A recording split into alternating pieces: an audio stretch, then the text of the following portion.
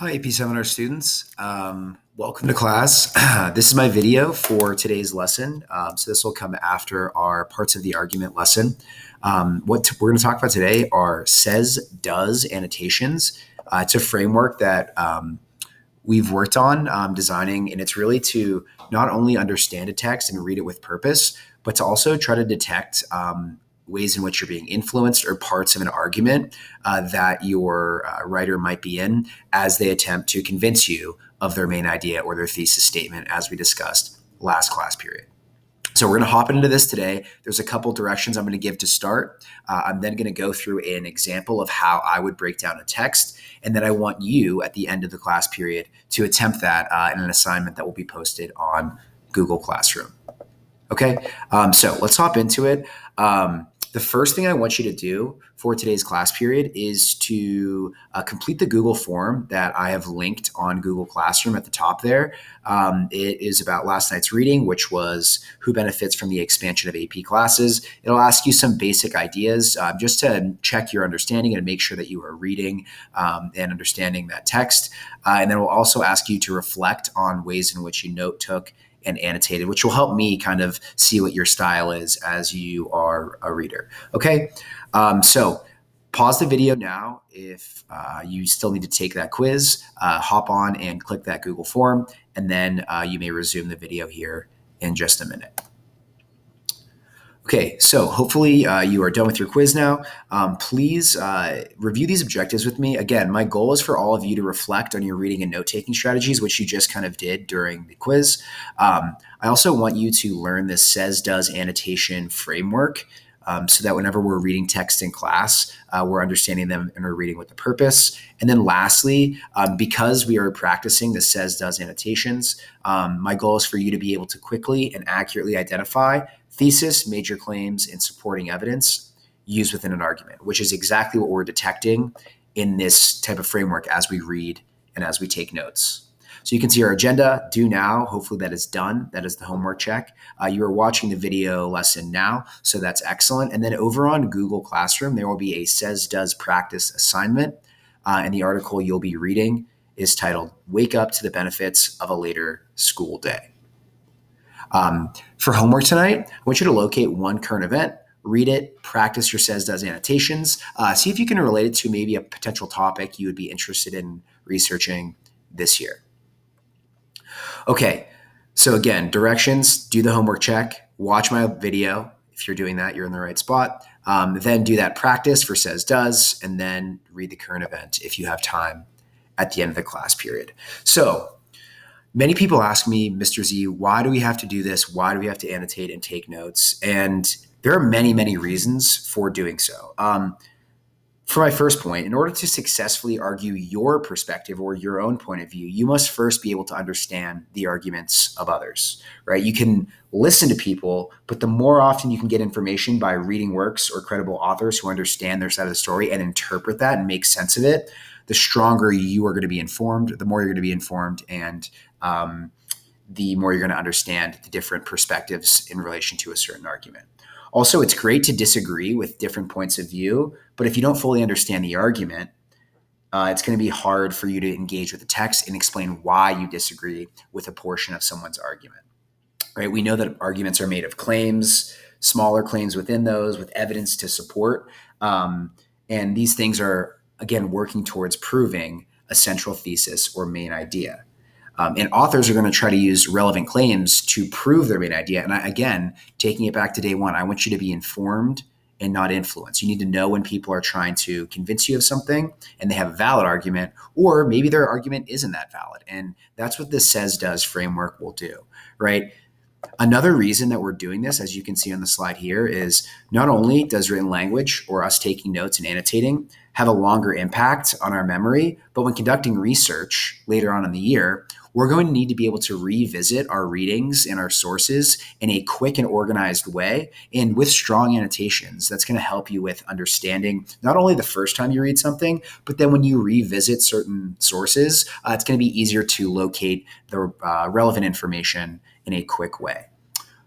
Another reason here, right, and you can see it from this Chinese proverb, The palest ink is better than the best memory. Annotating in itself and taking notes helps your brain to actually encode information so that it's easier to retrieve that information later on. So the process of actually writing down ideas helps you to remember those ideas versus just thinking about them or typing them.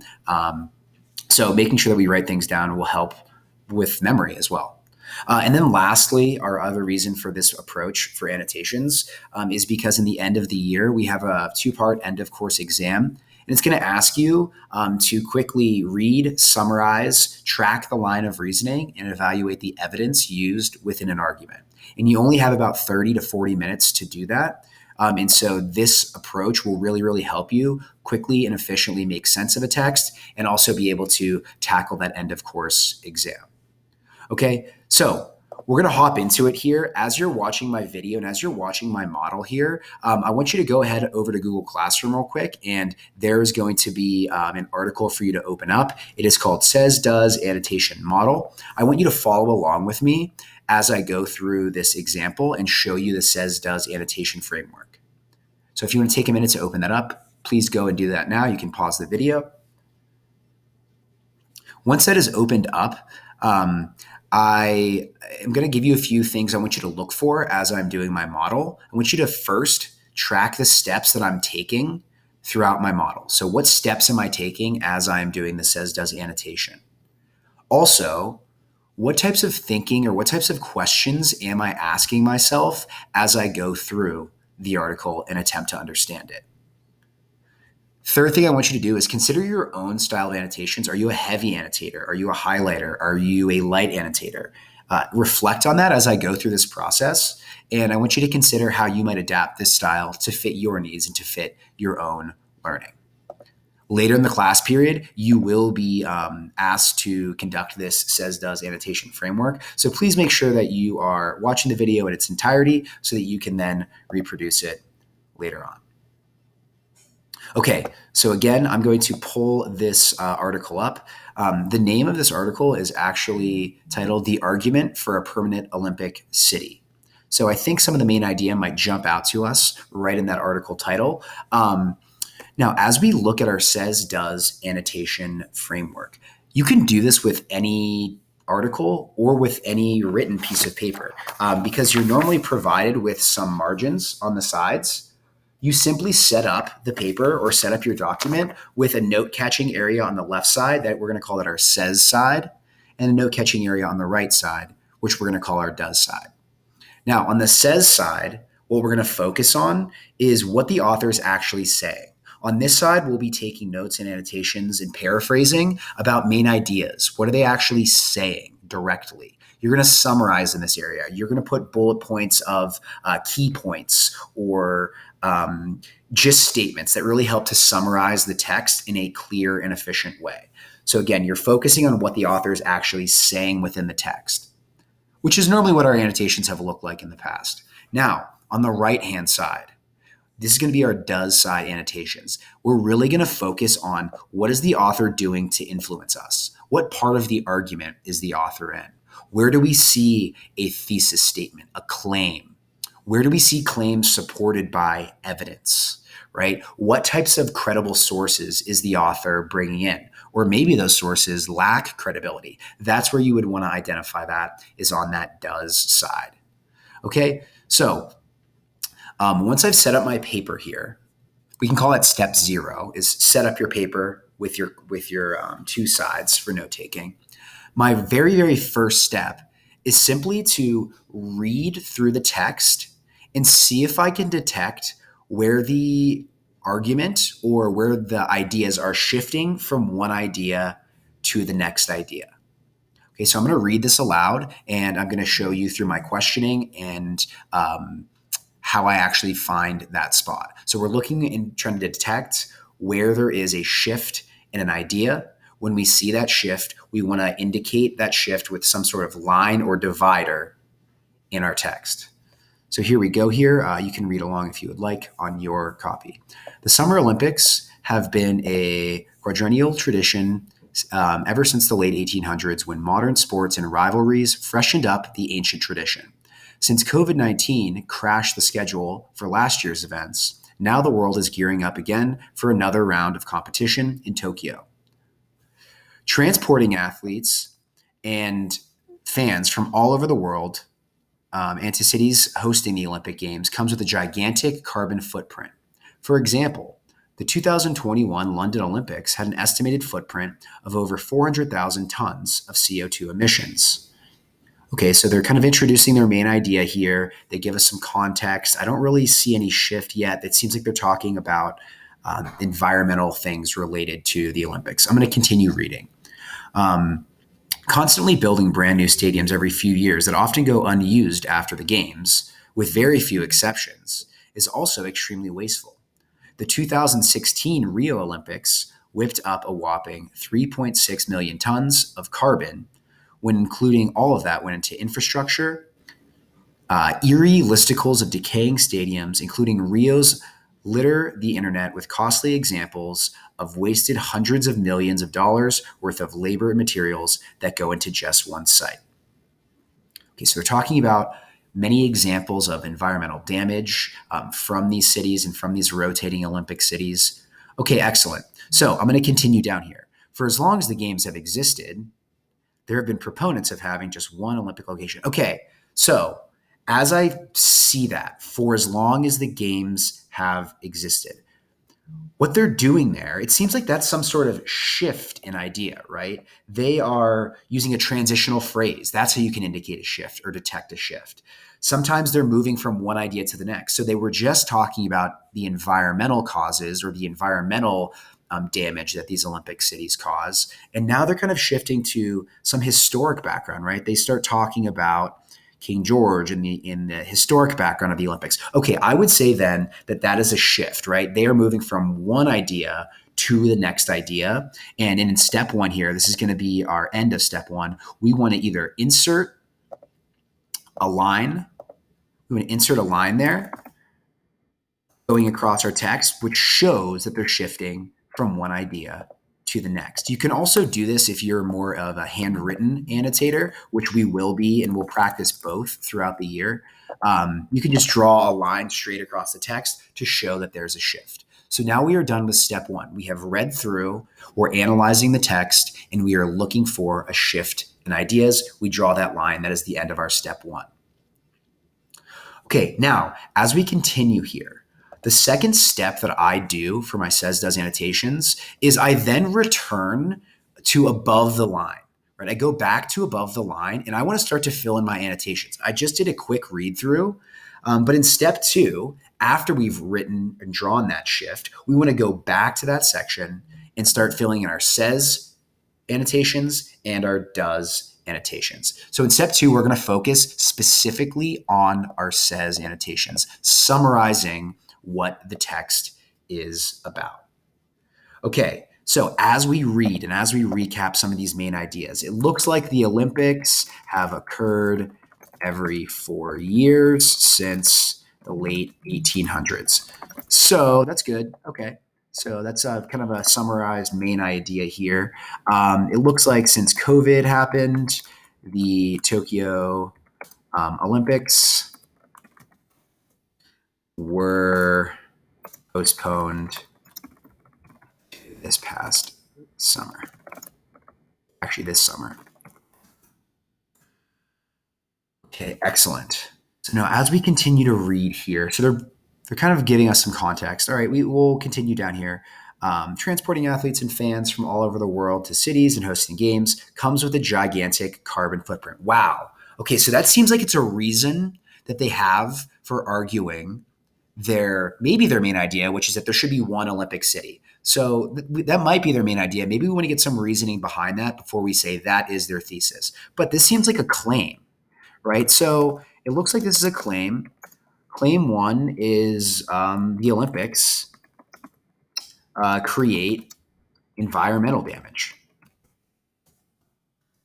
And there's plenty of examples that are listed here. And sometimes we can even call these examples evidence, right?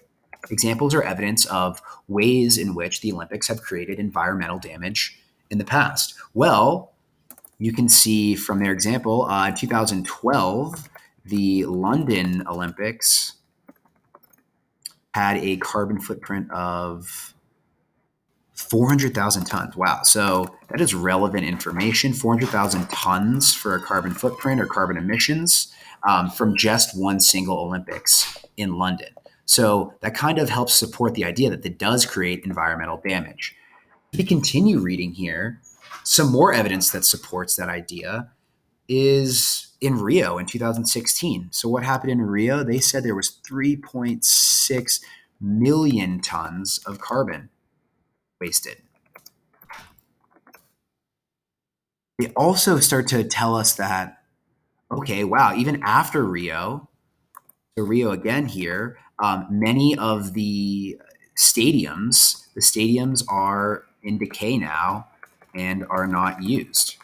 Right? They're saying that these stadiums are just kind of wasteful and they're laying around. And they actually start to move into this idea of this caused hundreds of millions of dollars worth of labor materials that go into one site that were wasted. So waste of labor and money contributes to environmental damage or decay. So we just summarized in our step 2. We went back, we went above the line. You can see our line is kind of shifted down here because we've been nexting, so we can move that back up if we need to. Excellent. So we are done with our step 2, which is return to above the line, understand what is the main idea, summarize our says side text. Now, our step 3 is we want to start to move to our does side. So how is the author trying to influence us? What part of the argument are they in? What types of writing strategies or writing moves are they doing to try to convince us of their idea? So now we're shifting to step 3, which is to move over to our does side annotation. So on the right side, are they presenting a claim? Are they introducing a topic? Are they giving us context? Are they providing examples, historic examples, things like that, right? So we're looking for just what the author is doing. This side actually tends to be more plain than our left-hand side, our says side. So as we read through this, our does side, we're going to go through this kind of quickly. Summer Olympics have been a tradition since the 1800s. So they're providing historical context about the Olympic Games. We don't have to name what that is. We already explained that on our says side, but we're really just tracking what they're doing. They are telling us about the upcoming games in Tokyo. Okay, good. So in this section, it looks like they're introducing their first claim, kind of like we said on the left-hand side, which is environmental damage caused by a rotating Olympic location. Right, that is their first claim. They're really stating their first claim outright here, and that's very clear. Now, in order to support their first claim, right, we're thinking parts of the argument on this does side. What evidence is offered? Well, they offer 2 to 3 examples of evidence of environmental damage from the past, and that was Rio and London. Okay, excellent.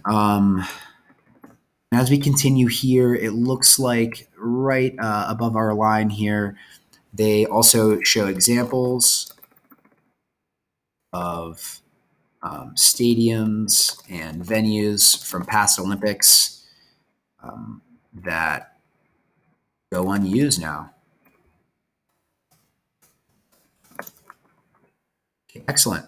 So again, we have just completed our step 3, which is just sticking to above the line. Let's summarize on the right-hand side, what are our does annotations? What is the author doing to try to further their argument?